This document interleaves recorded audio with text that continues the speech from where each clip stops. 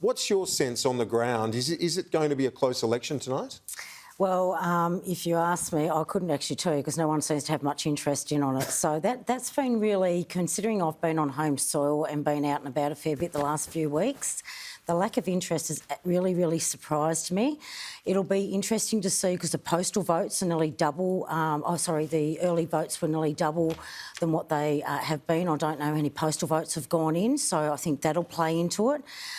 Just seeing what's happened in the last 5 weeks. I know Labor gathered some ground in the last week, but whether or not that was early enough when they were going in pre-polling and those postal votes, we're yet to see.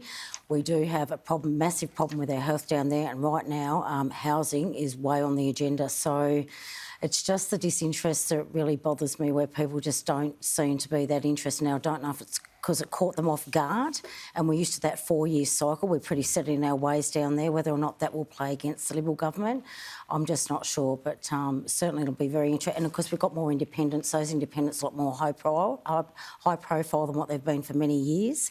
So I think it's going to be anyone's guess. And one of the challenges, as always with Tasmanian elections, is the Hare-Clark system. So what's your expectation within Labor? Is there some confidence there that Rebecca White could pull off an upset? I think Rebecca White has had a fantastic campaign. She hasn't put one foot out of place.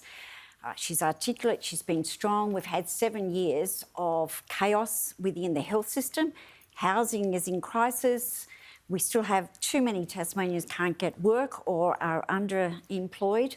I think people have engaged, particularly over the last couple of weeks, and health is a really big issue. So I'm feeling confident that Rebecca White could not have done any more than what she's done now, and so I'm looking for us to at least do very well in all of our electorates and do better than what was anticipated when Peter Gutwein raced to the poll trying to capitalise on COVID-19 and the pandemic.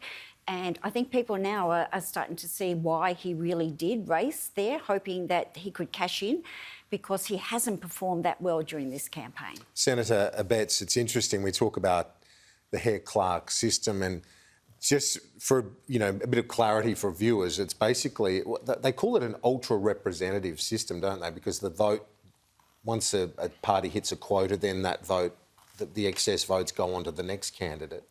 It tends to favour minor parties and independents. Therefore, these elections are always pretty close, aren't they? These elections are exceptionally close, and keep in mind last time round Will Hodgman got 51% of the primary vote, not two-party preferred but primary vote, ended up with a one-seat majority. That is how close the Hare-Clark system makes it, and so it's quite possible for a premier or party to get 50% of the vote and still end up without a majority in the parliament. But look, Peter Gutwein has been magnificent in his management of Tasmania, unlike what Helen tried to say. And, yeah, it's 20 minutes to go now, so last minute pitch there by Helen. But when we came to government 7 years ago, we were in recession. Tasmania went from the recession state to the turnaround state. It is now the standout state, and on the ComSec economic indicators, we are leading every single state and territory, and we've got a faster growing economy than China. Now, these are economic credentials that cannot be disputed, and I can remind viewers, in case they're interested, that in the last term, Labor sacked 285 nurses out of the health system. We have since rebuilt. And look why to the polls? Because he lost the majority in the parliament when Sue Hickey resigned, when she was told that she was no longer going to be endorsed. And that was her decision. He was denied his majority, and as a result, he's seeking a mandate from the people, quite rightly so. Well, we've got